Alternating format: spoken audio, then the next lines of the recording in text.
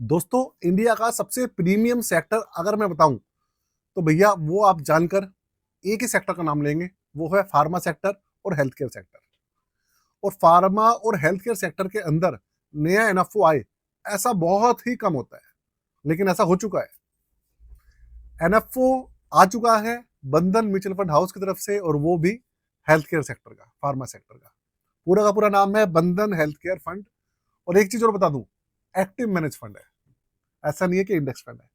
तो बंधन वालों ने फाइनली अपना फार्मा सेक्टर लॉन्च कर दिया है।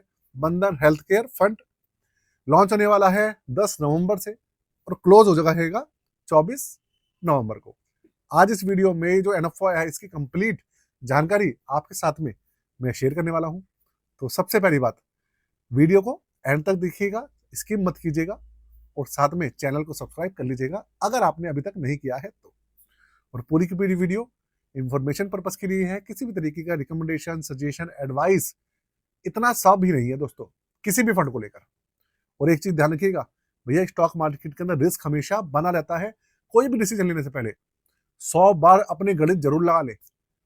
किसी के कहने पर, मेरे कहने पर, इसके कहने पर, उसके कहने पर कभी भी कोई डिसीजन ना ले, क्योंकि आपका पैसा है, कीमती है।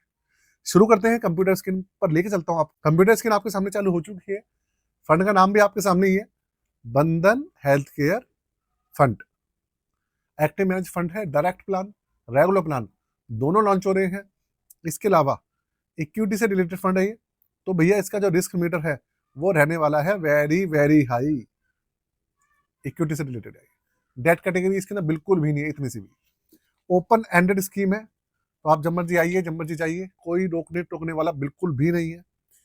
एग्जिट लोड है इसके अंदर मात्र 0.50%, आधा परसेंट है, वो भी मैक्स टू मैक्स 90 दिन के लिए होगा, इससे ज्यादा के लिए नहीं होगा। मिनिमम एप्लीकेशन अमाउंट है 1000 रुपए, और ओपनिंग डेट इसकी मैंने आपको बताई थी 10 नवंबर है, क्लोजिंग डेट है 24 नवंबर। तो 14-15 दिन के लिए ओपन रहेगा, और 10 रुपए पर ये लॉन्च होगा। बेंचमार्क आपके सामने है इक्विटी फार्मा, और विराज कुलकर्णी जी इसके कौन है, फंड मैनेजर।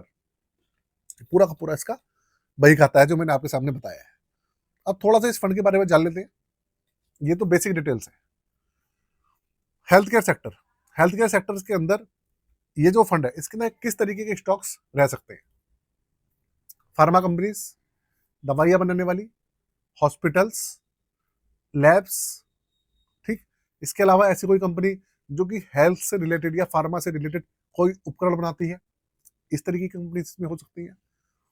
तो भाई ये पूरी तरह से फंड मैनेजर के ऊपर है कि वो कौन सा स्टॉक रखते हैं, कौन सा स्टॉक बाहर रखते हैं, कितना स्मॉल कैप रहेगा, कितना मिड कैप रहेगा, कितना लार्ज कैप रहेगा।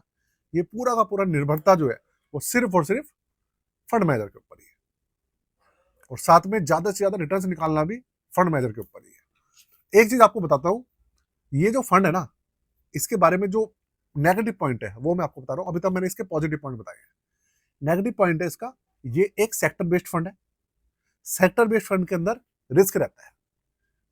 रिस्क किस चीज का रिस्क होता है? अभी आपने सुना होगा 1-1.5 महीने पहले फार्मा सेक्टर के ऊपर अमेरिका में हमारे ट्रंप चाचा ने क्या करा, 100% टैरिफ लगा दिया। क्या हुआ, जो पूरा पूरा फार्मा सेक्टर था धड़ाम से नीचे आ गया।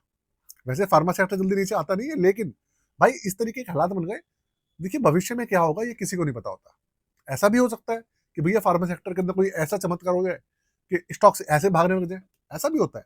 और ऐसा भी होता है कि जब धड़ाम से नीचे आ जाता है। तो सेक्टर बेस्ड फंड के अंदर हमेशा यही रहता है कि भैया रिस्क ना दूसरे फंड से ज्यादा रहता है, बल्कि स्मॉल कैप फंड जो होते हैं ना उनसे भी ज्यादा रिस्की होते हैं सेक्टर बेस्ड फंड।